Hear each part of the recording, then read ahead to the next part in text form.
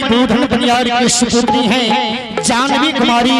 एवं सुपुत्र हैं दिव्यांशु राज के और से भगवान के दरबार में बड़ी उदार दृश्य शारदा की साथ सुंदर 101 रुपए का पुरस्कार दिए हैं। भगवान श्रद्धालु को नैया को पार करो, भगवान बच्चे उन बच्चों को विजय की भंडार दे, बाबा भोले भंडारी भरे रखे। दानी दाता की जय हो, दानी की समस्त परिवार की जय हो, जय हो।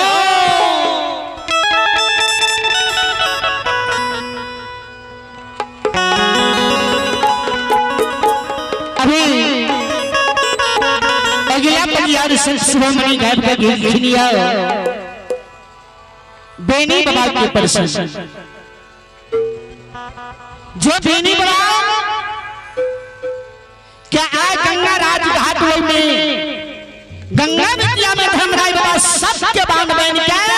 यंदु बाबा से लगवा के ताम तुलसी हाथ कर दिया भैया और अंदु बाबा यदुवंशी यादव जी वो बेनी बाबा के गंगा राज घाट में सबके बांध बन के धर्म के नाम से सत्यनारायण बोला भैया।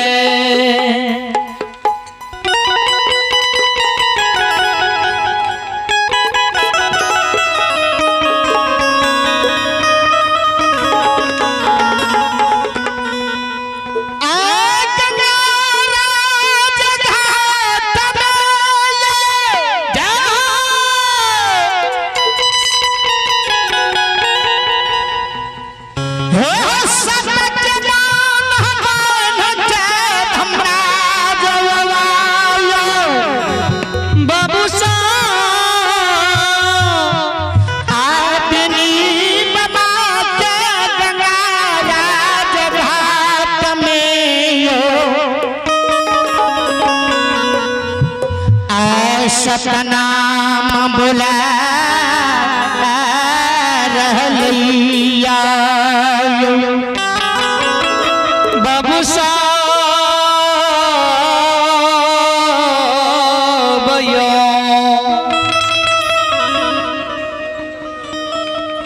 गंगा राज घाट में धर्मराय बाबा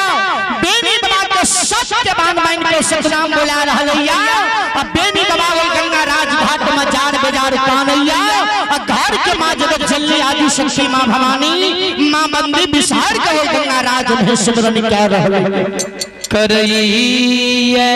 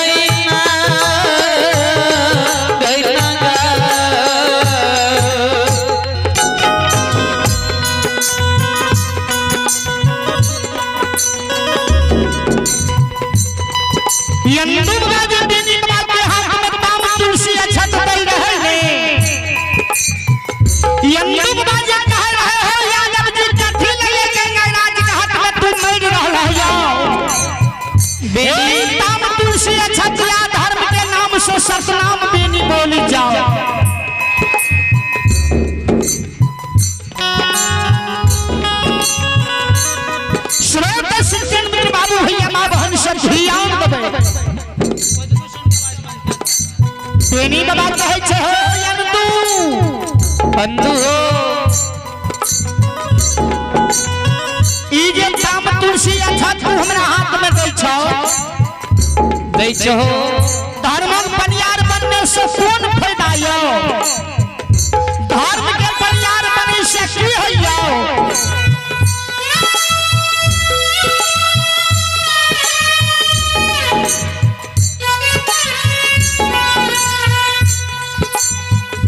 अंधु बाबा हंस के कहिया हो यादव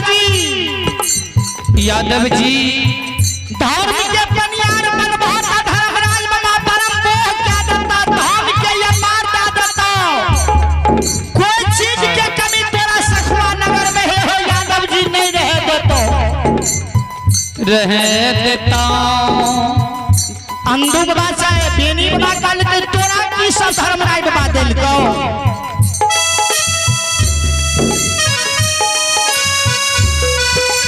बेनी बाबा कहल के हो यादव जी हमरा एक से एक हो रहिया है गोसाई दल के 14 से बिघा दौना यह है गोसाई दल के धान के ये पार हमरा यह है गोसाई दल के धान के कमी हमरा नहीं रह दल के 14 कोस के डाली हमरा द्वार में धर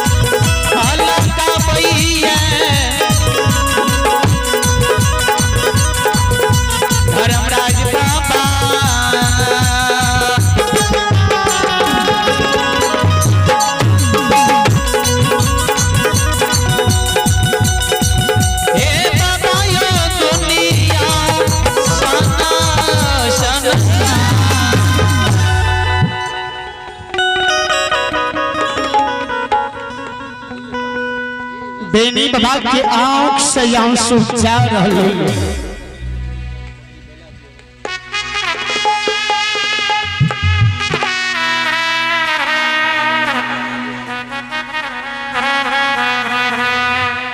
बेनी बाबा लोट का नहीं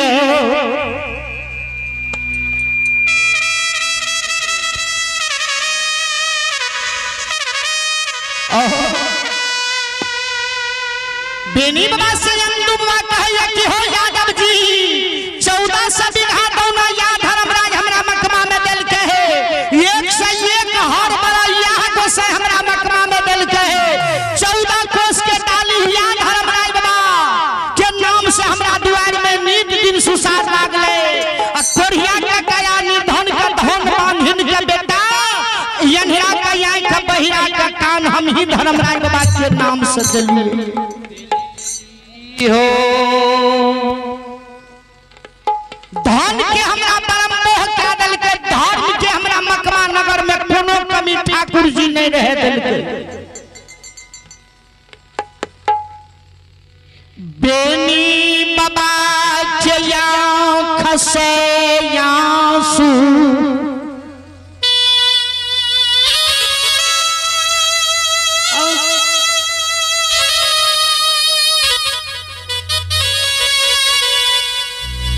जा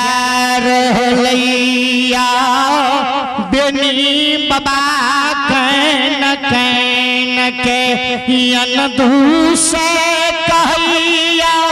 यनदू हे बालपन में धर्म के पंजियार बंधल हो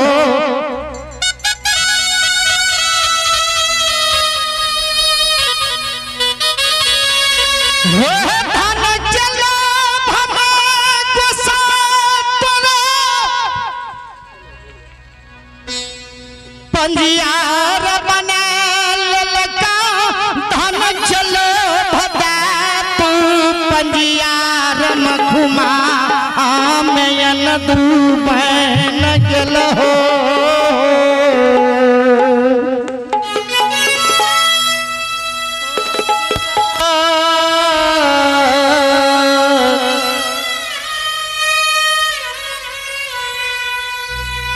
शिव किया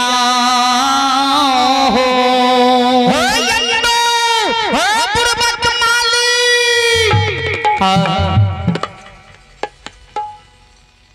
बालपन उम्र में तू धर्म के पंजियार बनल हो बुढ़ापा पन तोहर आबि गेलो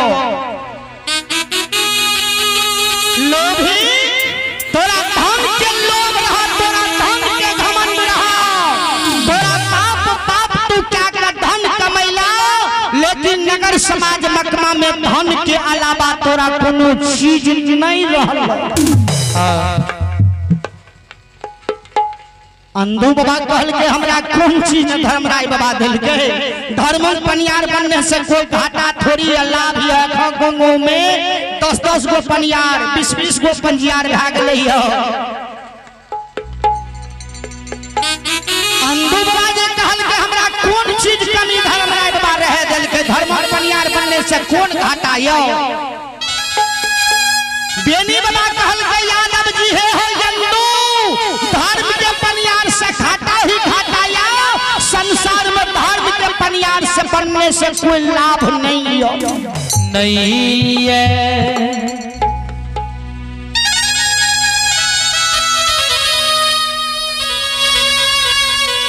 तोरा सही में अंदू कोई चीज के कमी ठाकुर जी नहीं रहा दल का धन के व्यापार दादल का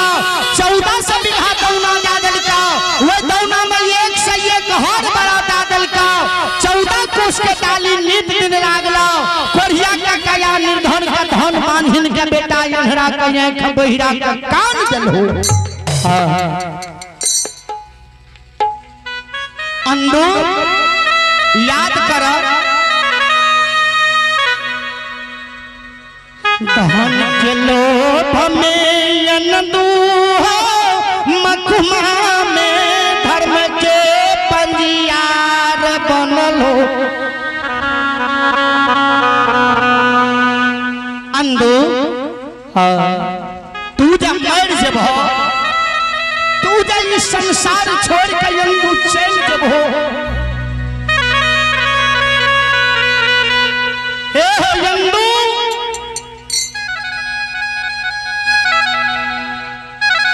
केकरा नहीं तो हमार जल है यो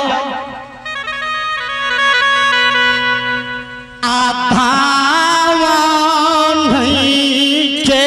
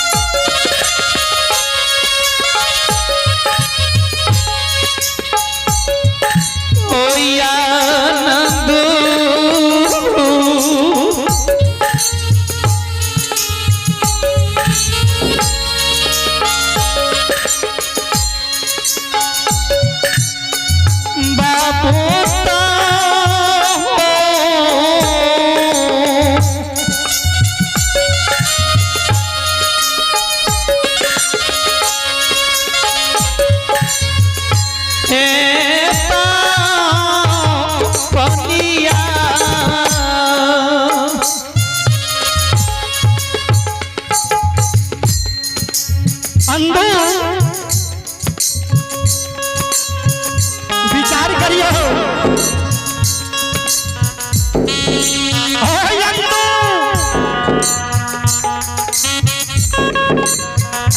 तू जे मत भुवन संसार छोड़ के विदा भा जबो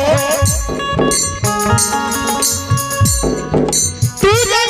लोग छोड़ के चल जबो भगवान तोहर बुलावा चालतो तयंतु याद करो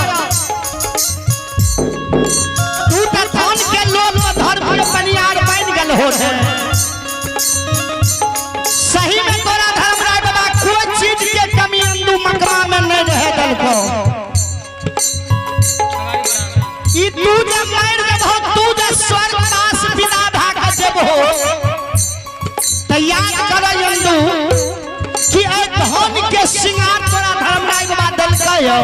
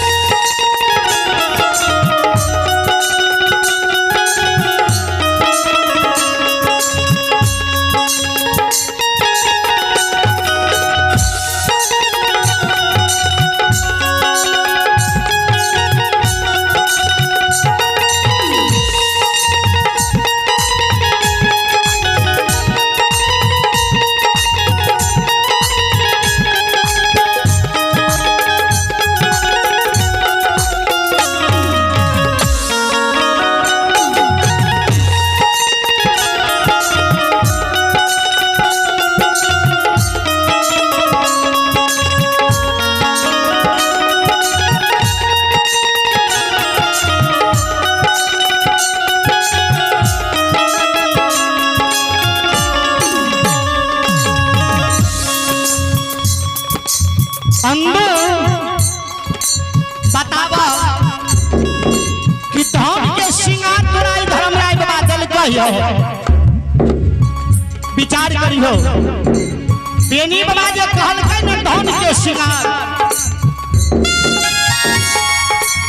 अंदू बाबा